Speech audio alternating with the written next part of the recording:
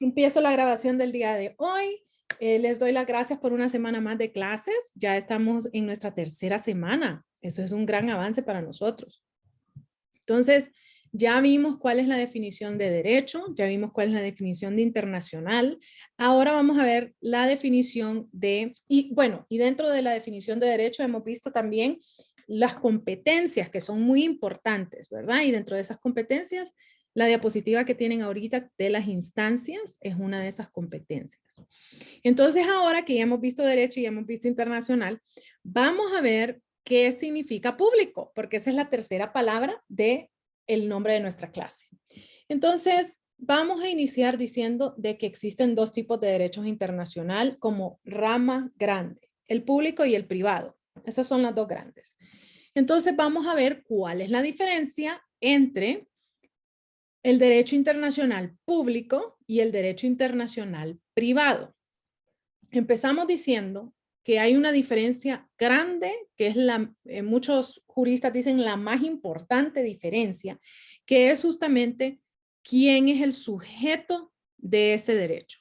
Y cuando hablamos del derecho internacional público, el sujeto son los estados soberanos. Esos son los sujetos del derecho internacional público. Cuando hablamos del derecho internacional privado, los sujetos son particulares. Esos son los sujetos. La pregunta del millón es, ¿un estado soberano puede actuar como particular?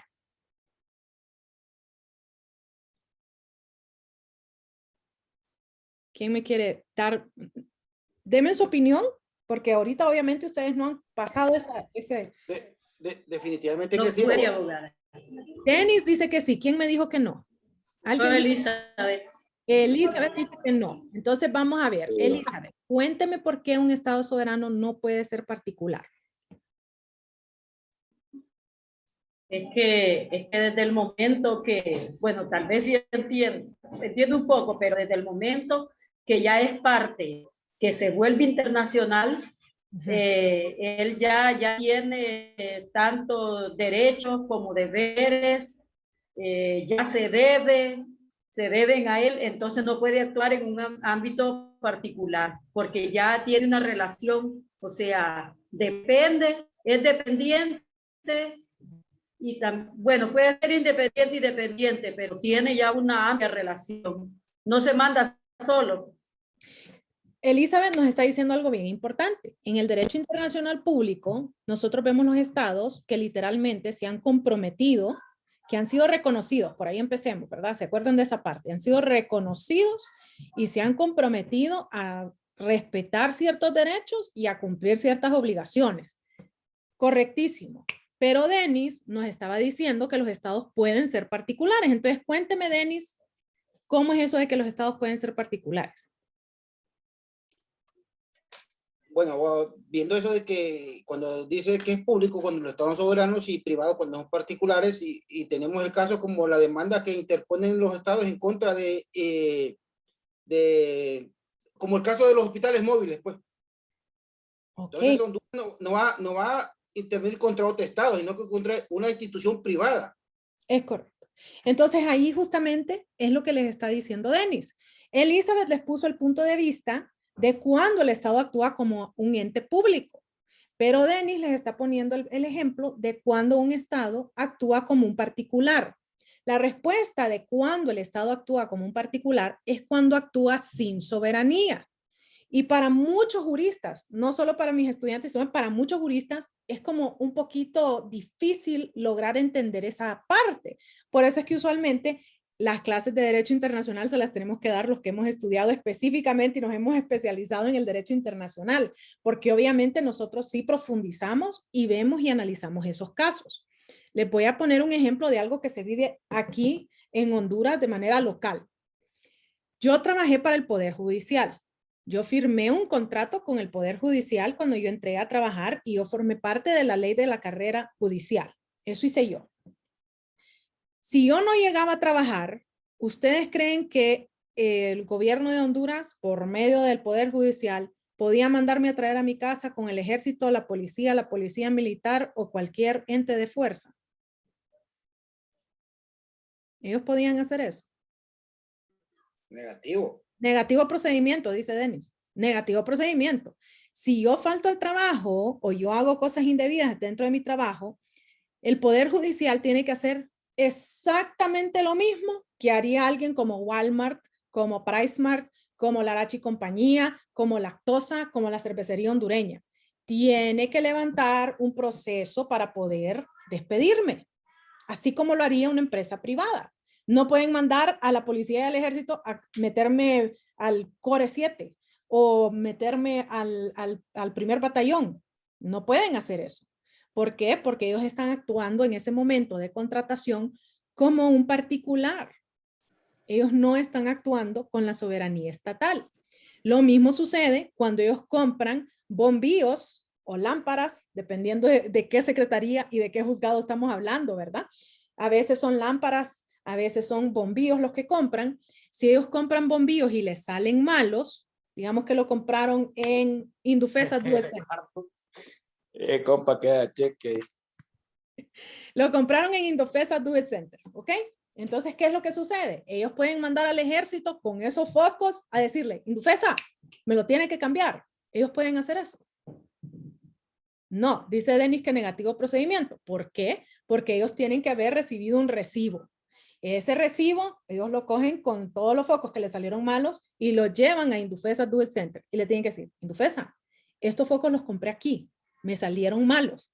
Por favor, cámbiemelos. O sea que ellos están actuando sin soberanía, están actuando como un particular más. Eso significa de que ellos pueden entrar a hacer litigaciones, es decir, a casos judiciales o a casos arbitrales en el ámbito privado, dentro de una cámara de comercio, dentro de un juzgado local. Ellos pueden hacer eso, siempre y cuando hayan actuado sin soberanía. Esa sería la palabra clave, actuar sin soberanía. Entonces, la respuesta usualmente que damos las personas que estudiamos el derecho internacional y hasta cierto punto el derecho administrativo es sí, el Estado puede actuar como particular. Lo que pasa es que es un poquito chocante decirlo porque la mayoría de nosotros pensamos que los estados siempre actúan con soberanía, pero nos damos cuenta que al contratar médicos, al contratar enfermeras, al contratar maestros, ellos están actuando como un empleador más. Cuando ellos hacen una compra, ellos están actuando como un cliente más, no con la soberanía del Estado. Entonces esa sería la primera parte, ¿no? Luego tenemos la segunda diferencia y la segunda diferencia es en cuanto a la fuente. En el derecho internacional público, la primera fuente son los tratados estatales. De manera supletoria, yo aplico la ley nacional. O sea que primero están los tratados y luego está la ley. Cuando nosotros decimos eso, ponemos el ejemplo muy claro de los objetivos de desarrollo sostenible.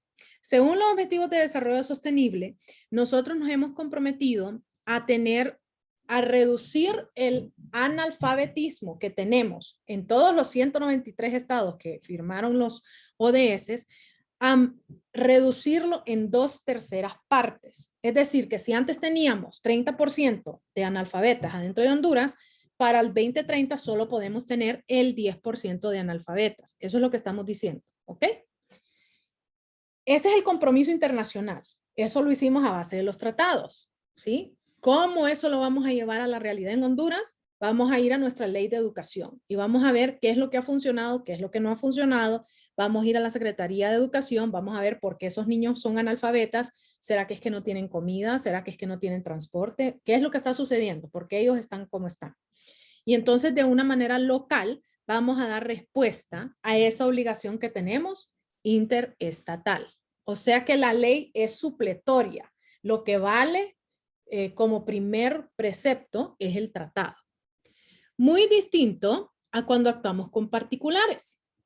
Cuando actuamos en el ámbito del derecho internacional privado, lo primero que tenemos que aplicar es la ley y luego de manera supletoria aplicamos el tratado. Un ejemplo que yo lo viví en carne propia. Me casé con un gringo, me casé con el gringo en Estados Unidos. ¿Por qué me casé en Estados Unidos? Por muchas razones. A lo civil me casé en Estados Unidos. ¿Por qué me casé por lo civil en Estados Unidos? Por los beneficios. Pues esa fue la razón, por los beneficios, porque literalmente yo me casé el sábado y el lunes yo ya estaba integrada en el plan de seguro de mi esposo, en el plan médico de mi esposo y todos los beneficios más, como por ejemplo el poder entrar a las bases militares gringas, hacer mis compras allí. Eso va desde que en Sotocano yo puedo entrar para comprarme un Subway o comprar leche gringa, half and half, el famoso, ¿verdad? Half and half, que lo venden solo en el más por menos aquí en Tegucigalpa. Ahí la vamos a encargar entonces. Oiga, que me van a hacer encargos, dice. Puedo usar el correo gringo, por ejemplo, en Sotocano yo voy, deposito mi carta como que si estuviera en Estados Unidos y le llegan a mis amistades mis cartas de Navidad. Usualmente les mando cartas de Navidad a los que viven en Estados Unidos y el cobro es literal $1. ¿Cuánto me costaría mandar una carta del correo central si tuviera que hacerlo? Sí, entonces ese es uno de los beneficios que yo tengo y una de las razones por las cuales decidimos casarnos en Estados Unidos. En Colorado, de manera específica, ahí fue donde nos casamos. Esa fue la ley. Entonces yo tuve que cumplir con todos los requisitos legales de Estados Unidos para poder casarme en Estados Unidos. Ser mayor de 21 años en Colorado, tenía que ser soltera y tenía que ir y hacer un juramento de que yo era yo. O sea, no podía ser otra persona, yo era yo. Entonces tuve que hacer esas 3 cosas para poder casarme con él. Eso es la ley de allá. Luego la ley de Honduras me pidió infinidad de requisitos, ¿ok? Empezando porque tenía que ir al consulado más cercano de Colorado, que era en Houston, a que me validaran el matrimonio. Y el proceso fue eterno para hacerlo, ¿verdad? Pero el asunto es que existe un tratado internacional que permite que nosotros hagamos eso. Eso se llama el Código de Bustamante. El Código de Bustamante dice, si usted se casó en un estado que ha firmado el Código Bustamante y que lo tiene en vigencia, el Código Bustamante, usted puede reconocer su matrimonio. Eso dice el código, ¿sí? El Código Bustamante. Sin embargo, dice el Código Bustamante, usted tiene que cumplir con las leyes internas de cada uno de sus estados. ¿Por qué reconocieron el matrimonio de mi esposo y mío? Porque mi esposo era soltero, yo era soltera. Los dos teníamos más de 21 años. Nos casamos de acuerdo a las leyes de Estados Unidos y además de eso, juramos no tener otros hijos. ¿Sí? Tuvimos que dar una declaración jurada de no tener otros hijos. Él sí los tiene, pero ya son mayores de edad. O sea que teníamos que jurar que no teníamos hijos menores de edad. ¿Por qué? Por las obligaciones que hay con esos niños, ¿cierto? Entonces, tuvimos que seguir todos esos requisitos para que nuestro matrimonio fuera válido, no solo en Colorado, sino que también en Honduras. O sea que lo que valió en esa instancia es la ley de Colorado y la ley de Honduras.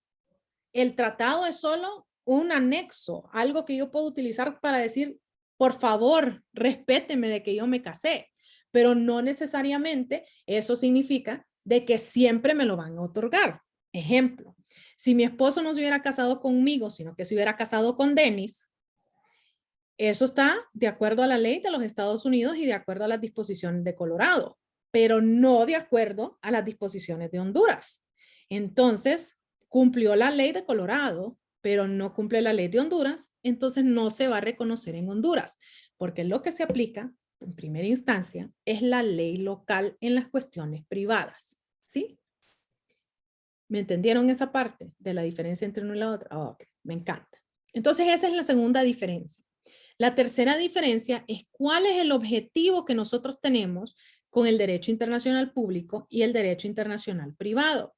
El objetivo que tenemos en el público es la paz mundial.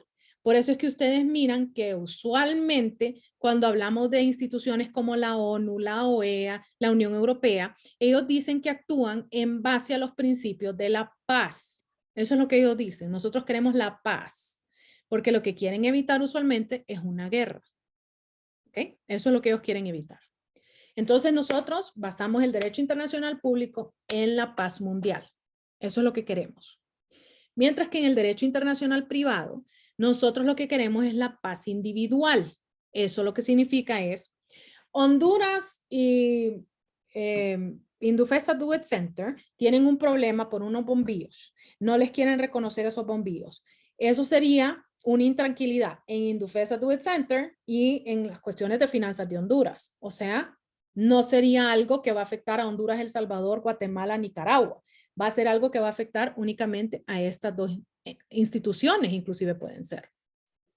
O en el caso de mi esposo y mío, el hecho de que él por fin se le reconoció que él estaba casado conmigo, por fin se hizo residente de Honduras, o sea, literal, por fin, ¿verdad? Porque teníamos 2 años de casados y todavía nada. Por fin se dieron todas esas cosas y entonces él tiene paz de no tener que estar entrando y saliendo de Honduras cada 3 meses. Él tiene la paz de que puede haber algún problema y no es que lo van a meter preso porque, bueno, el problema que tuvimos con COVID con mi esposo. Él salió de Honduras porque le tocaba salir después de estar 3 meses en Honduras y no pudo volver a entrar y estuvimos separados más de 2 meses. Eso es una intranquilidad individual. Al Estado de Honduras poco le importa. A Estados Unidos poco le importa. Ellos estaban preocupados por el COVID.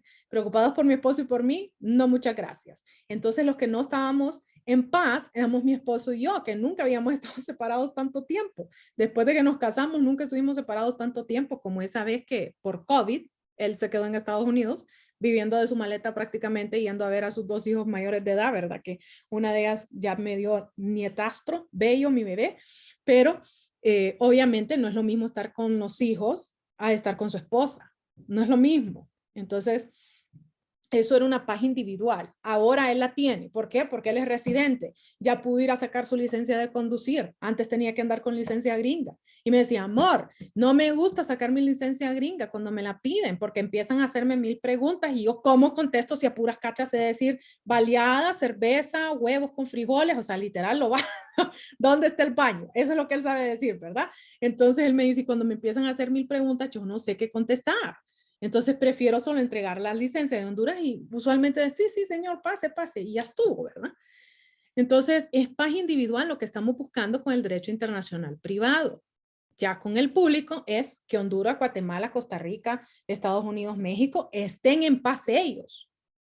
Mientras que, muy diferente a que mi esposo y yo estemos en paz, a que Honduras y Indufesa Duet Center estén en paz. ¿Sí? ¿Esa parte me la entendieron? Ok.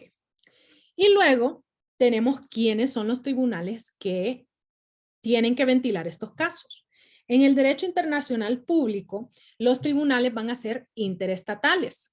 Usualmente, estos tribunales van a decir el nombre de una región o el término internacional. Eso es lo que van a decir.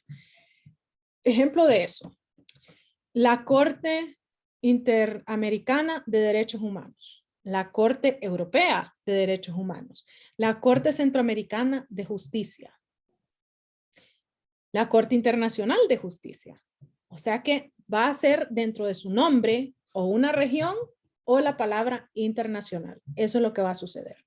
¿Cuál es la diferencia de cuando un órgano dice internacional y cuando un órgano dice la región? Cuando un órgano dice internacional, usualmente depende de Naciones Unidas. Es decir, son más de 190 estados los que van a estar adscritos a ese tribunal. Cuando ya decimos región, pues va a depender de cuántos individuos hay en esa región. ¿Sí? Esa es la gran diferencia entre una y la otra. Cuando estamos hablando del derecho internacional privado, los que van a decidir esas cuestiones van a ser entes que van a ser de la República o entes federales. ¿Qué significa eso? Cuando extraditaron al hermano de Juan Orlando, los que intervinieron en esas actuaciones fueron, primero que todo, la Corte de Nueva York, que hizo la petición de la extradición. Y segundo, la Corte Suprema de Justicia, que dijo, sí señores, él debería de ser extraditado. ¿Qué sucedió? Que no se extraditó porque el hombre se fue a entregar. Eso fue lo que sucedió. Pero que ellos son los que intervienen en esas extradiciones, lo sabemos. La Corte de Nueva York es una corte federal. La Corte Suprema de Justicia de Honduras es una corte de la República de Honduras. En otras palabras, los que intervienen son entes privados. En el caso de mi esposo y mío, cuando nos casamos, ¿quién intervino? El condado de El Paso, así se llama, literalmente en español y todo. El condado del Paso fue el que reconoció mi matrimonio en el Colorado, El Paso, Colorado. Ese es un órgano republicano, es decir, existe a nivel de Colorado. Y los que reconocieron mi matrimonio con mi esposo fue, primero que todo, la el consulado de Honduras en Houston, que es una cuestión republicana de Honduras, de la República de Honduras, y luego el Registro Nacional de las Personas, ese que reconoce todos los matrimonios en Honduras, que también es un órgano de la República de Honduras. Entonces, en cuestiones privadas, ya sean penales, civiles, de familia, los que van a actuar van a ser esos tribunales que tienen una jurisdicción republicana, o en el caso de Estados Unidos, en el caso de Alemania, en el caso de México, los federales, ¿sí? Abogada, Dígame, Orlin. pero en su caso, usted nos ha hablado de su esposo, de todo lo que él está haciendo aquí en Honduras, pero usted viene siendo también residente americana. Sí, yo tengo mis papeles de residencia. Sí, yo los tengo. Pero para eso tuvimos que hacer un proceso también. El proceso de reconocer el matrimonio es otra de las razones por las cuales nos casamos en Estados Unidos, porque reconocer el matrimonio que se celebró afuera de Estados Unidos es un dolor de cabeza. Entonces, otra de las razones. Sí, Pero él la solicitó a usted como fiancé, ¿o no? no, no. Yo nunca tuve la K1 porque la decisión nuestra era irnos a vivir a Honduras, especialmente por mis papás, que ya están mayores. Mi mamá es sobreviviente de cáncer, mi papi sobreviviente de coma diabético, entonces queremos estar cerca de ellos. Entonces la decisión fue vivir en Honduras, no necesité yo visa de prometida. La K1, que hasta tienen un show, ¿verdad? De los que llevan 90 días, los 90 días en uno de los canales de Discovery. Sí, nunca me pidió así, él me pidió como residente cuando ya estábamos casados. Sí. Ok.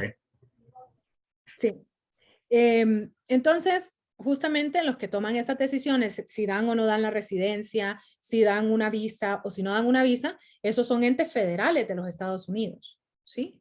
Esos serían entes federales. Ahí no actuaría Naciones Unidas, ahí no actuaría la OEA, no. Ahí es decisión propia de los Estados Unidos de América si ellos otorgan o no otorgan esa residencia, esa ciudadanía, esa visa, ya sea de turista o de cualquier tipo de visa que usted pida, ¿verdad?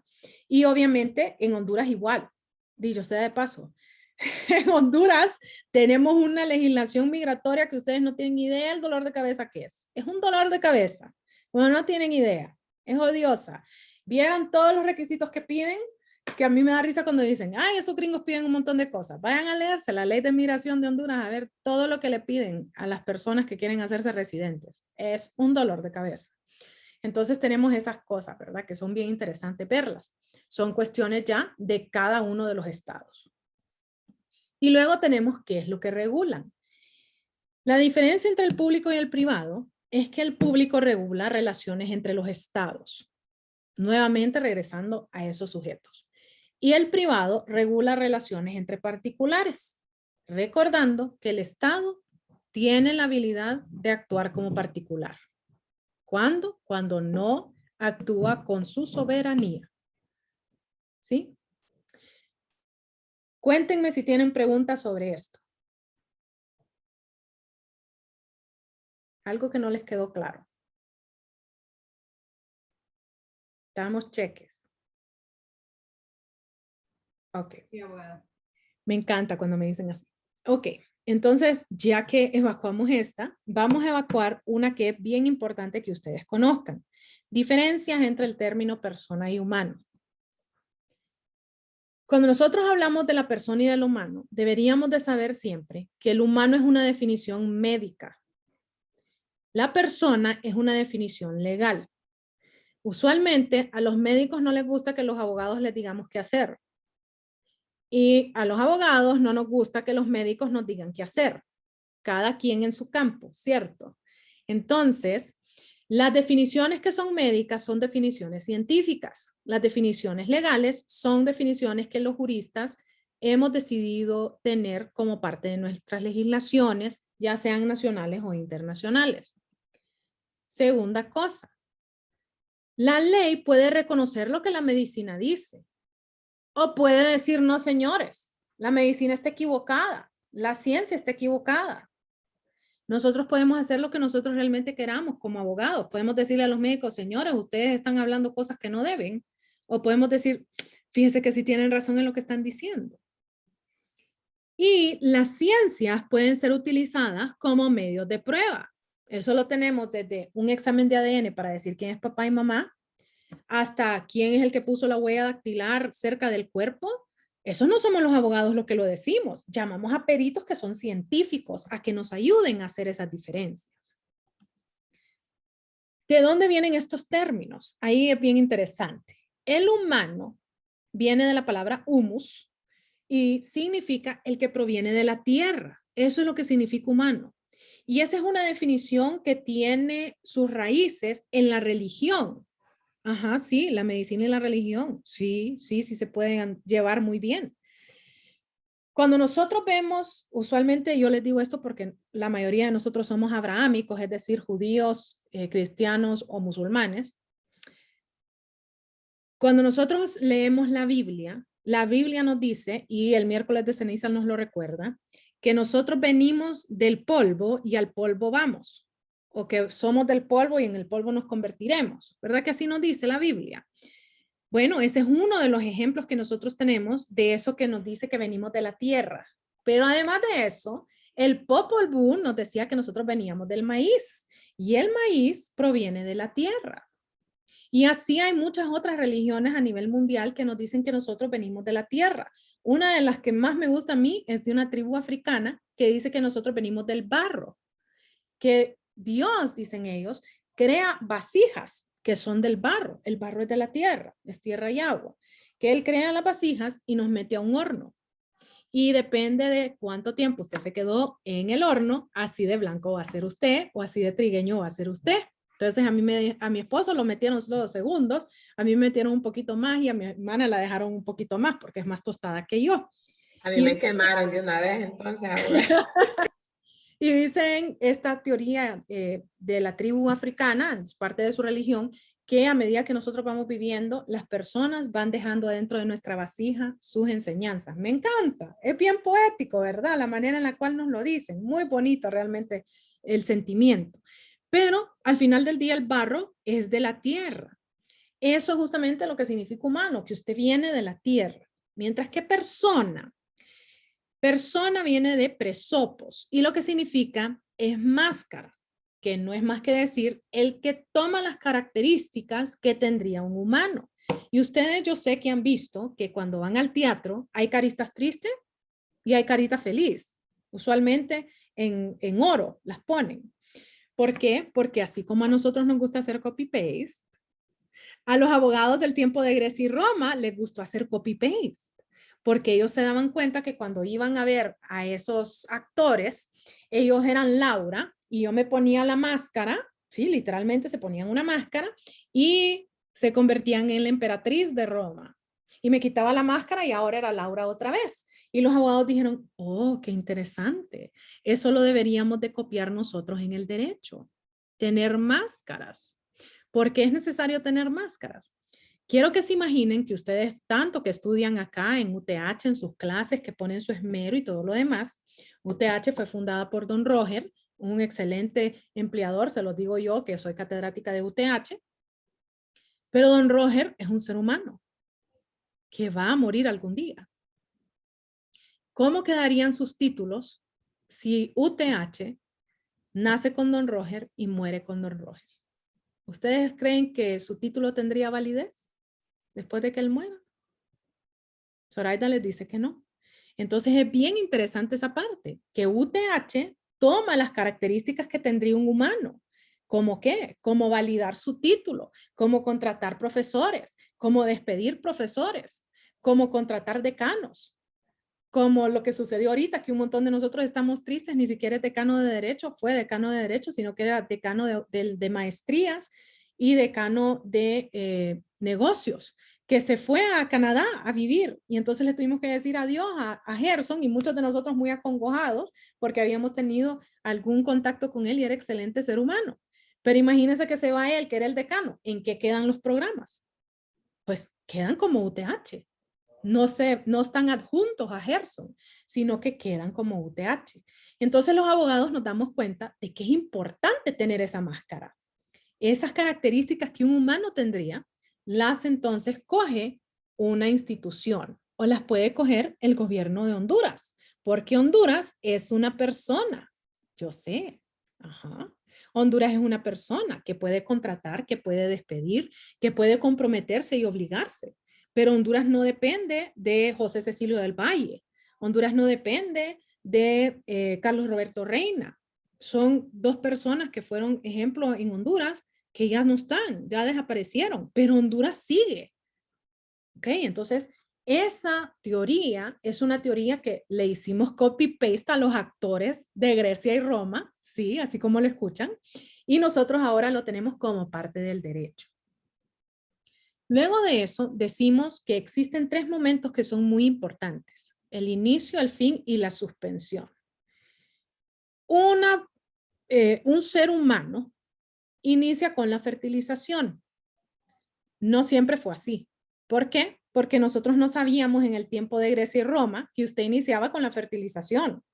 Simple y llanamente ni siquiera comíamos lo suficiente como para que a la mujer le viniera el ciclo menstrual de una manera fija.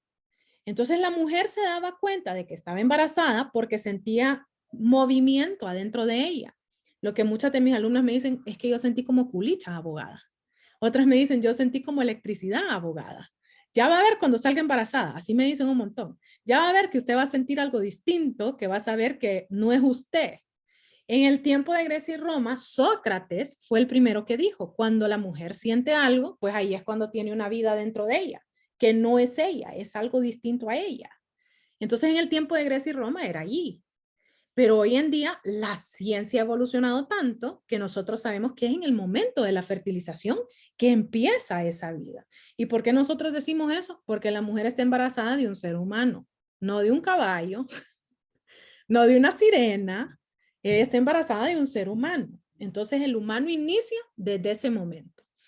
Dice la ciencia actualmente que ahora usted se muere con la muerte cerebral. Y nuevamente no siempre fue así. En el tiempo de Grecia y Roma, usted paraba de respirar y literal le hacíamos así con un pañuelo, pero más que eso no podíamos hacer por usted. Entonces hablaban acerca del soplo de la vida. Miren qué poético lo decían, que básicamente significaba no puede respirar. Y cuando usted paraba de respirar, pues ahí se terminaba su vida. Pero después era con la muerte del corazón. Ya nos dimos cuenta que podíamos dar respiración boca a boca, le hacíamos compresión y ¡puf! Usted revivía. Entonces ya cuando la compresión no podía, pues entonces ahí moría. Después con la electricidad, pues le damos choques eléctricos y usted puede revivir. ¿Ok? Pero todavía no sabemos qué hacer cuando su cerebro se apaga. Eso puede ser que cambie. Puede ser que la ciencia, es más, Bill Gates, Elon Musk, están bien interesados con ver cómo ellos pueden vivir eternamente y, no sé, poner su cerebro en un robot y poner su cerebro en una computadora y un montón de teorías, pero todavía hasta el día de hoy no sabemos qué vamos a hacer. No sabemos médicamente cómo dejarlo vivo después de que su cerebro se muere. Entonces, por estos momentos, tal vez por muchos años más, la muerte cerebral, médicamente hablando, es cuando usted finaliza su vida como humano. Y la otra cosa muy importante es que yo no le puedo suspender su humanidad. Yo no puedo venir y decir, Elizabeth, a partir de mañana usted es un edificio. Pues no, ¿verdad? Elizabeth siempre va a ser un ser humano. Yo no puedo decir, no puede. Amy, a partir de mañana usted es una sirena. No, aunque yo he visto que andan camisas que dicen yo soy sirena. No puedo hacer la sirena. Usted siempre va a ser un ser humano. Desde el momento de su fertilización hasta el momento de su muerte cerebral, usted va a ser un ser humano. ¿Ok? Entonces eso es la parte del humano. Y luego tenemos la parte de la persona. La persona inicia con su primera actividad válida y se valida por un acto legal. Si yo soy una persona natural, eso significa aquella teoría que vemos en Civil 3 muchas veces, en Civil 1 a veces, de que usted tiene que ser separado de su mamá y que tiene que respirar. ¿Se acuerdan de esa parte? Ese es el momento en el cual usted toma su primera actividad. Pero usualmente no levantamos la partida en el Registro Nacional de las Personas en ese mismo momento. No es ahí que se hace. Usualmente son días después. En mi caso fue 2 semanas después que mi papi fue a registrarme. Entonces, el gobierno de Honduras supo de que yo existía el 1 de marzo, que fue cuando mi papá me fue a registrar. De manera retroactiva, ellos aceptan que yo existo desde el 17 de febrero, que fue cuando yo nací y tomé mi primera actividad. Finaliza con la última actividad que se valida por un acto legal. En el caso de la persona natural, esa última actividad es cuando mi cerebro muere. Si yo soy donante de órganos, entonces mi última actividad va a ser mi muerte cardíaca, porque necesito órganos frescos para poder retirarlos. O sea que si usted está joven, anda en moto y no usa casco, siga, que puede salvar 75 vidas. No se preocupe, eso es lo que puede salvar. 75 vidas podemos sacarle de su cuerpo. Siga andando sin casco. Así les digo yo a mis alumnos que miren el anillo que andan sin casco. Entonces, la última actividad, si usted es donante de órganos, es su muerte cardíaca. Si usted no es donante de órganos como su profesora, es la muerte cerebral. Pero no se valida hasta que no levantamos el acta de defunción, esa que no nos gusta hacer a la mayoría de nosotros, ¿verdad? Porque tenemos que levantar ese documento y tenemos que irlo a dejar al Registro Nacional de las Personas. Por favor, háganlo, es año electoral y no queremos que los muertos voten, ¿verdad? ¿Verdad? Entonces, por favor, háganlo, si tienen ahí alguna pendiente. Entonces, en el caso de mi abuela, por ejemplo, nosotros llevamos esa partida, esa acta de defunción, la llevamos al Registro Nacional de las Personas 10 días después de que ella falleció. Sí, eso fue lo que hicimos. La llevé yo. No me gustó para nada hacerlo. El Estado de Honduras admite que ella muere un 9 de noviembre, un 9 de enero. No que ella murió un 19 de enero, que fue cuando se entregó. O sea que lo validan desde el momento en que ella murió, no desde el momento en que usted le entregó. ¿Okay? Y la personería sí se puede suspender. Usualmente se suspende cuando usted se porta muy mal o cuando usted tiene un comportamiento que no es normal. Ejemplo, si usted es el loco Hugo y lo condenaron a 400 años de prisión, además de esa condena, le pusieron una interdicción civil, que significa que usted no puede actuar como un humano.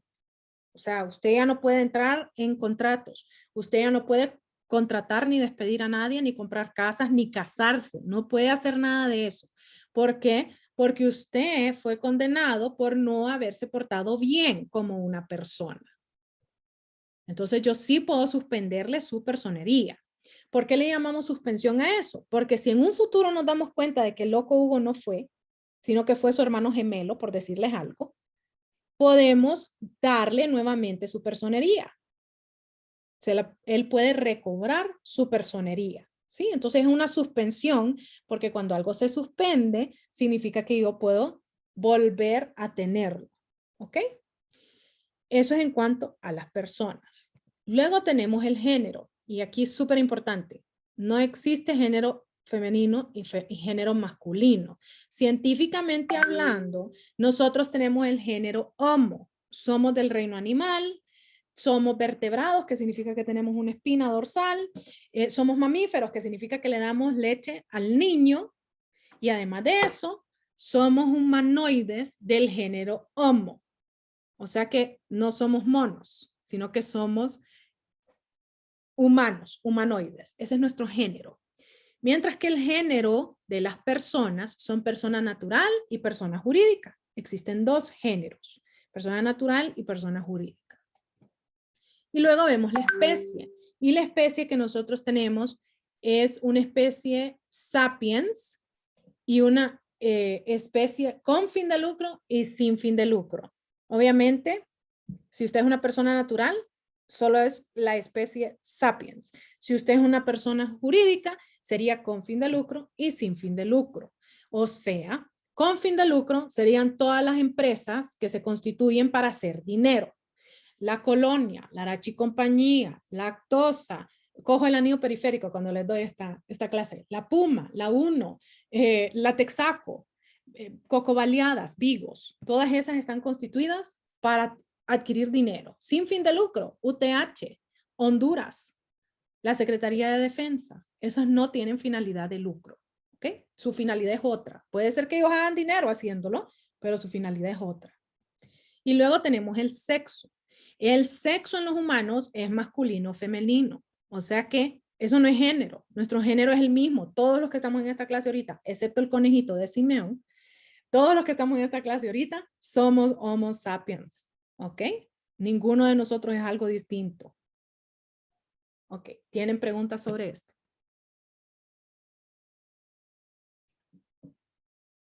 ¿O les quedó clara la diferencia entre una y la otra? Ok, chicos. Les recuerdo que este fin de semana tenemos otra entrega, que es la entrega de las naciones. Ya la gran mayoría de ustedes me la entregaron, estoy esperando solo algunos. La otra cosa es la cita de esta semana, se la voy a mandar al chat. Es una cita de el expresidente de Estados Unidos, Theodore Roosevelt, o Theodore Roosevelt. Me gusta mucho esa cita, me gusta que reflexionen bastante en qué significa esa cita. Y recuerden hacerlo ya sea en Word o en su cuaderno.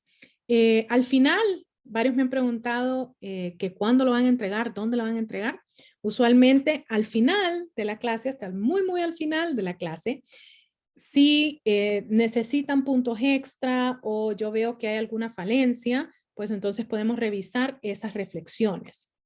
Dicho sea de paso, necesitar puntos extras no significa tengo 69 y quiero el 70. Puede significar también tengo 99 y quiero el 100. O sea que puntos extra no solo significa para pasar, significa también para pasar bien. ¿Ok? Les agradezco por estar conmigo una semana más y los espero el lunes porque todavía no me han dado orden, al contrario. Si me llegan a dar una orden distinta, yo se las hago llegar. ¿Ok? Que tengan una feliz noche. Y feliz fin de semana. Gracias, abogado. Gracias, abogado. Gracias, abogada.